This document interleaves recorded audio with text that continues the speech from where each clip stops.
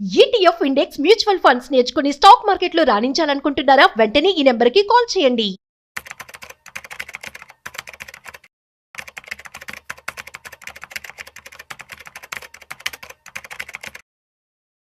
Last 3 months లో best perform చేసేటువంటి funds ఏంటి, అదేవిధంగా ఈ ఫండ్స్ ఫ్యూచర్లో ఎలా పర్ఫామ్ చేయబోతున్నాయి, at the same time sir యొక్క ఒపీనియన్ అడిగి తెలుసుకునే ప్రయత్నించిద్దాం. అయితే వీటి గురించి మనతో చెప్పడానికి డాక్టర్ అనిల్ కుమార్ బచ్చు గారు ఉన్నారు. He is the senior financial expert. తన మాటల్లో మరింత సమాచారం అడిగి తెలుసుకుందాం. హాయ్, హలో, నమస్తే, welcome to business buzz with Rajiv Pasupuleti on Suman TV. Let's start. Hi sir, నమస్తే. నమస్తే అండి. సార్, లాస్ట్ 3 months లో బెస్ట్ పర్ఫార్మెన్స్ చేసినటువంటి ఫండ్స్ అంటే ఏమని చెప్తారు? ఎస్.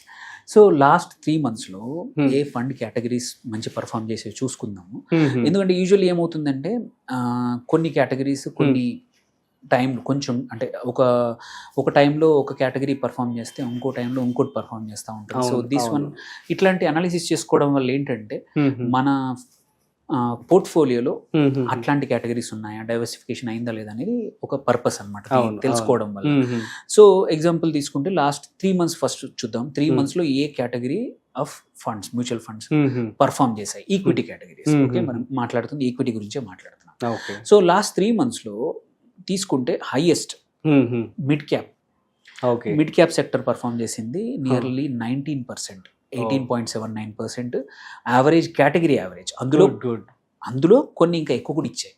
ఇది కేటగిరీ యావరేజ్ తీసుకున్నప్పుడు ఏంటంటే అన్ని రకాల మ్యూచువల్ ఫండ్స్ ఇండియాలో ఉన్న రఫ్లీ 40 ఫండ్స్ ఉన్నాయి.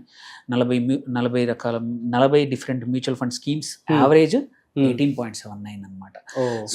అనే కేటగిరీ వైజ్ చూసుకుంటే mid caps that did well in last 3 months average తీసుకుంటే. అదే ఒక 1 month వద్దాం. 1 monthకి వస్తే బెస్ట్ కూడా చూసుకుంటే అక్కడ కూడా మోరాల్లెస్ మిడ్ క్యాప్స్ 3.21%. ఇది within the equity. Second best ఏముండింది అనుకుంటే 3 monthsలో అనుకుంటే ఏంటంటే financial services, banking and financial services అనమాట. ఆర్ వెదర్ ఎన్బిఎఫ్సిసి అనుకోండి, ఇవి వచ్చేసి 17.36 రిటర్న్ ఇచ్చాయి. లాస్ట్ 3 months యావరేజ్ ఇది. అలాగే large and mid cap, multi cap, ఈ 4 కూడా 15.46 దగ్గర 15+% రిటర్న్స్ ఇచ్చాయి. ఏమవుతుందంటే ఒక్కోసారి ఇప్పుడు ఎగ్జాంపుల్ ఈ కేసులో ఇవి చూసాము. వెరాజ్ మళ్ళీ 1 month లాస్ట్ 1 month రిటర్న్ తీసుకుంటే మల్టీ క్యాప్ ఓన్లీ 2.1%. ఈ సైక్లికల్ నేచర్ అనేది కూడా ఉంటుంది. But at the same time where market is going, which sector is strong అనేది ఈ కేటగిరీ ఆఫ్ మ్యూచువల్ ఫండ్స్ ఏ కేటగిరీ పర్ఫామ్ చేసిందనే దాన్ని బట్టి తెలుస్తూ ఉంటుంది.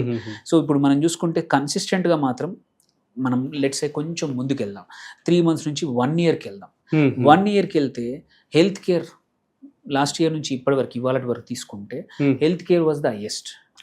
అవి 16.43 ఉండింది. Average second best technology funds. Technology funds కూడా ఏంటంటే లాస్ట్ ఫ్యూ డేస్లో మళ్ళీ రికవరీ అయ్యాయి. January 1st నుంచి మోరార్లెస్ ఐటీ స్టాక్స్ అన్ని బీటెన్, పర్ఫామ్ చేయలేదు. బట్ మళ్ళీ రికవరీ అవ్వడం వల్ల over a period of last 1 year తీసుకుంటే బ్యాక్లో second was the third financial services. ఇది ఎందుకు చేస్తున్నాము అంటే కన్సిస్టెన్సీ చూసుకుంటే థర్డ్ ఇయర్ 3 years రిటర్న్ తీసుకున్నా కానీ, పాస్ట్ 3 years కేటగిరీ రిటర్న్స్ తీసుకున్నా కానీ హైయెస్ట్ మనకి హెల్త్ కేర్ ఉన్న 25% ఉంది. అండ్ ఈవెన్ కాంట్రా ఫండ్స్ ఉన్నా కానీ కన్సిస్టెంట్గా మాత్రం ఎప్పుడు ఒకే రేంజ్లో పర్ఫామ్ చేస్తుంది financial services, banking and financial services. ఎవరికైతే కన్సిస్టెంట్ రిటర్న్స్ కావాలి అనుకునే వాళ్ళకి ఈ అనాలిసిస్తో ఏం తెలుస్తుందంటే కొంచెం డబ్బులు కంపల్సరీ మనం బ్యాంకింగ్ అండ్ ఫైనాన్షియల్ సర్వీసెస్ ఫండ్స్లో పెట్టుకుంటే ఏంటంటే they are doing good because they take part. అంటే మేజర్ చంక్ మనం నిఫ్టీలో కానివ్వండి, మరి నిఫ్టీ మిడ్ క్యాప్లో కానివ్వండి, banking and financial stocks dominate చేస్తాయి. అలాంటప్పుడు మనం ఎవరైనా సరే ఇన్వెస్టర్స్ అనేవాళ్ళు మీ పోర్ట్ఫోలియోలో డైవర్సిఫికేషన్ చేసినప్పుడు కొంచెం ఇది కూడా యాడ్ చేసుకోవడం వెరీ ఇంపార్టెంట్. బికాజ్ ఇది కన్సిస్టెంట్లీ ఏమంటే మంచిగా రిటర్న్స్ ఇస్తున్నాయి. వెదర్ లాస్ట్ 3 years తీసుకున్నా సరే, లాస్ట్ 5 years తీసుకున్న average 25%. Which is still which is consistently good. మనం year on year different time ఫ్రేమ్లో చూసుకుంటే మనకు తెలిసింది ఏంటంటే ఇప్పుడు రీసెంట్గా మనకి మిడ్ క్యాప్ పర్ఫామ్ చేసినా సరే, బట్ వన్ ఆఫ్ ద కన్సిస్టెంట్గా పర్ఫామ్ చేసిన కేటగిరీ ఒకటి banking and financial services, second mid cap. Mid cap కూడా మీరు చూసుకుంటే కన్సిస్టెంట్గా మంచిగా రిటర్న్ ఇస్తుంది అనమాట. అవును. సో ఇలా ఇప్పుడు నెక్స్ట్ థింగ్ ఏంటంటే ఫస్ట్ సెక్టర్ చేసుకుంటాం. సెక్టర్ చేశాక నెక్స్ట్ ఏంటంటే సెక్టర్లో బెస్ట్ ఫండ్స్ ఏంటి. ఓకే. సో మనము ఎవరైనా సరే మనం లెట్స్ సే ఎస్ మీరు చెప్పేశారు బ్యాంకింగ్ అండ్ ఫైనాన్స్ సర్వీసెస్, తర్వాత ఏంటి? అవును. తర్వాత ఏంటి అంటే go in to that category. ఒక 15, 20, 25 ఫండ్స్ ఉంటాయి. ఆ ఫండ్స్లో ఏవి కన్సిస్టెంట్గా మార్కెట్స్ అప్స్ అండ్ డౌన్స్ ఉన్నా సరే టాప్ క్వార్టైల్ ఏ ఉన్నాయి. Okay. So this is one of the selection of, అంటే రకరకాలుగా సెలెక్ట్ చేసుకోవచ్చు మ్యూచువల్ ఫండ్స్ ఎందులో ఇన్వెస్ట్ చేయాలని. ఇది ఒక one more method of selection అనమాట.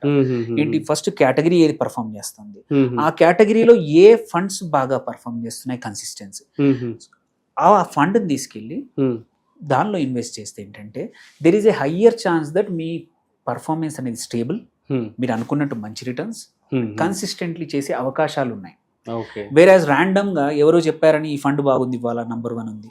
సో ఇంకొకటి కూడా జనరల్గా ఏంటంటే ఈ అనాలిసిస్ తో అడ్వాంటేజ్ ఏంటంటే ర్యాండమ్ గా ఇవాళ నంబర్ 1 ఉంది అని అందులో అందరూ అక్కడికి వెళ్ళి చేస్తారు. ఎగ్జాంపుల్, క్లాసిక్ ఎగ్జాంపుల్ ఏంటంటే మార్కెట్స్ డౌన్ అయినప్పుడు ఫ్లెక్సీ క్యాప్ ఫండ్స్ మాత్రం బాగా పర్ఫామ్ చేశాయి.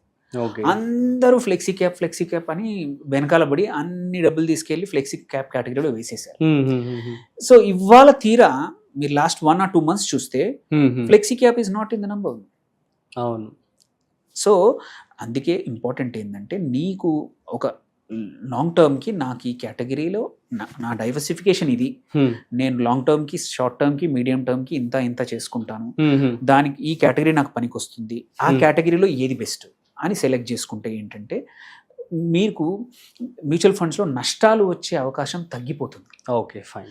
And at any time higher, ఎప్పుడు కూడా మనం క్లాస్లో నంబర్ 1 ఏం చేయాలని చూస్తాం, విచ్ ఈస్ గుడ్. అవును. మన ఆఫీస్లో కూడా నంబర్ 1 ఉండాలని చూస్తాం, వెరీ గుడ్. బట్ మ్యూచువల్ ఫండ్లో మాత్రం డోంట్ ఎయిమ్ ఫర్ ఎప్పుడు నంబర్ 1 ఫండ్, ఇప్పుడు నంబర్ 1 ఫండ్ ఉంది అందులో పెడతాను మాత్రం please don't aim for it.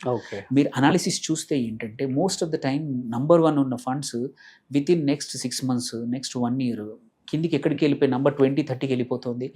They are never coming back. Okay.